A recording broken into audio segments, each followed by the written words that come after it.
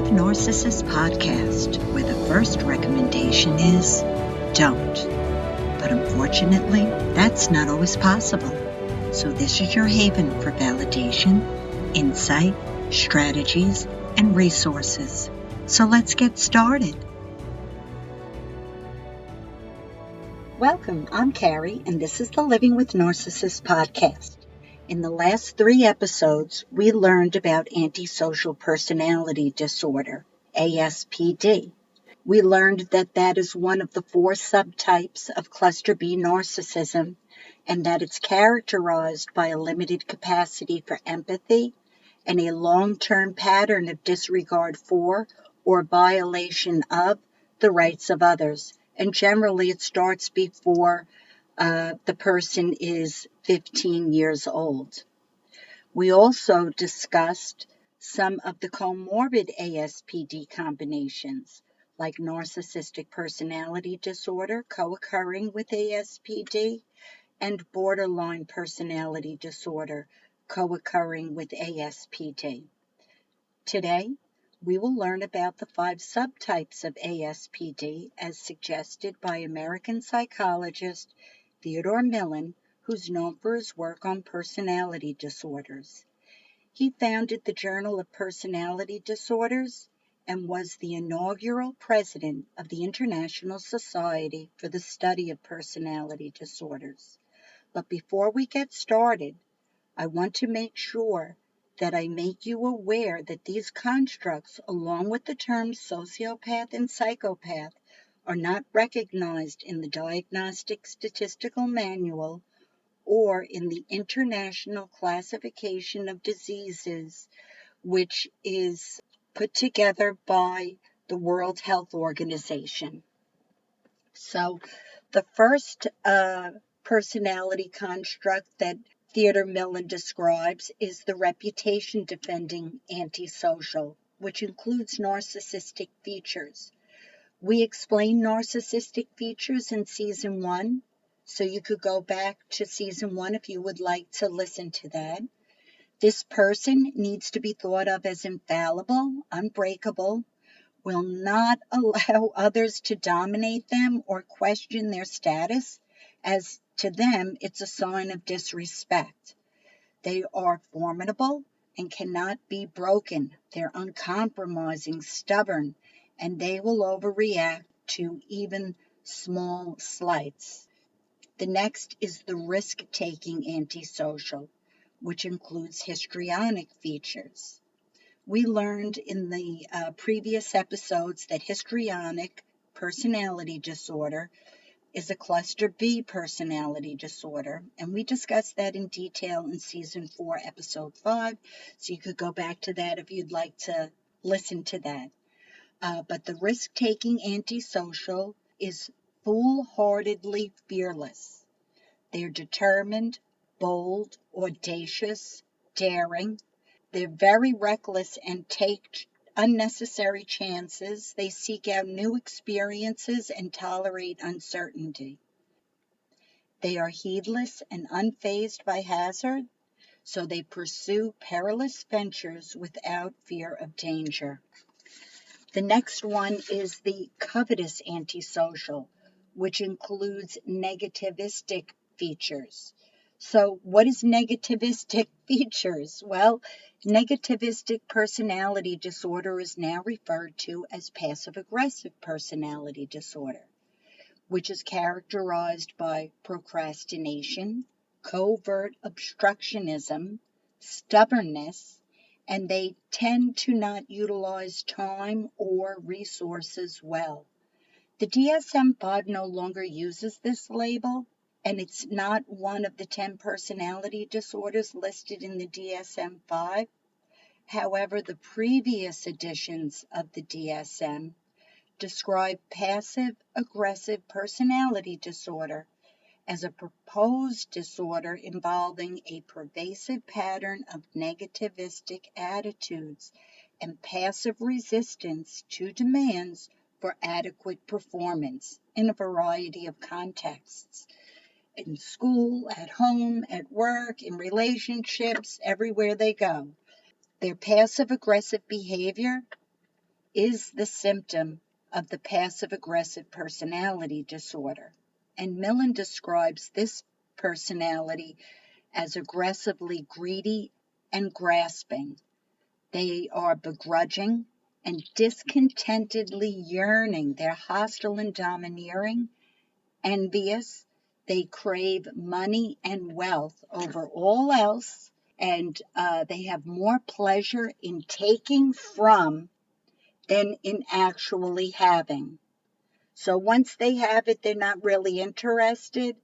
Kind of makes me think about a lot of spouses that fight for the children, and then once they've won the battle, they drop those kids like a hot potato.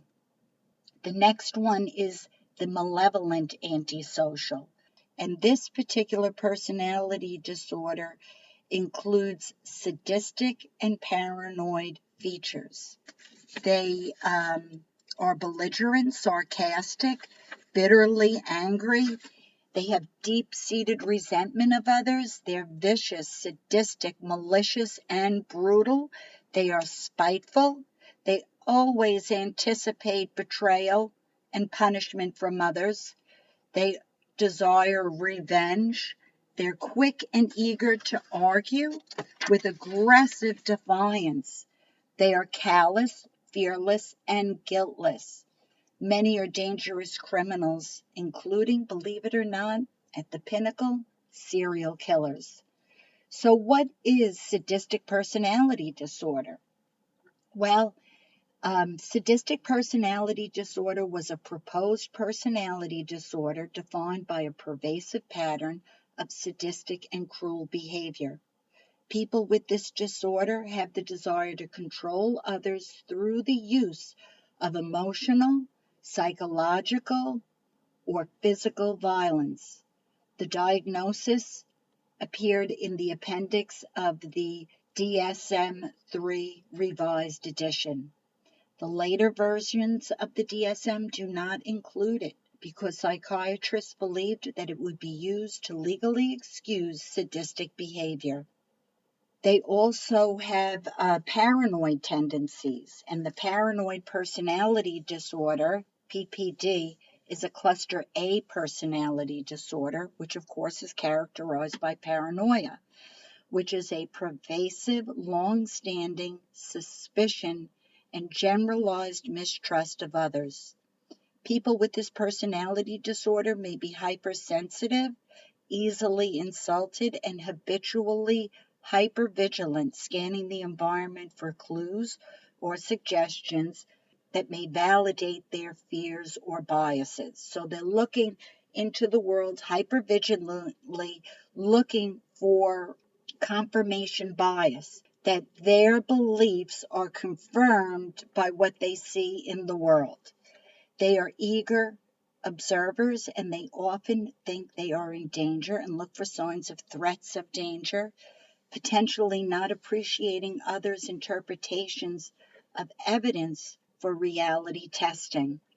So their hypervigilance, they come to erroneous conclusions, and when other people try to get them to see that their assessment it is inaccurate based on evidence, they still believe that their conclusion supersedes the evidence of reality. Next is the nomadic antisocial that includes schizoid and avoidant features. They tend to be drifters, roamers, vagrants, adventurers. Itinerant vagabonds, tramps, wanderers typically adapt easily in difficult situations. They're shrewd and impulsive. They're the guy that asks to sleep on your couch for a night, and then you can't get rid of them for several months. They also have mood centers that are either extremely doomful or they have a false belief in their invincibility. So their mood is split. They're either in one direction or the other. They're waiting for disaster and can only see that doom lies ahead, or they're completely invincible and they will overcome whatever comes their way. So avoidant, which is a cluster C personality disorder, was discussed in season 4, episode 3. So you could go back if you want to listen to that. And then, of course, schizoid is a cluster A personality disorder characterized by a lack of interest in social relationships, a tendency toward a solitary or sheltered lifestyle, secretiveness, emotional coldness, detachment, and apathy. Affected individuals may be unable to form intimate relationships or even sustain intimate relationships that they may have had built in the past, and they simultaneously possess a rich and elaborate but exclusive internal fantasy world.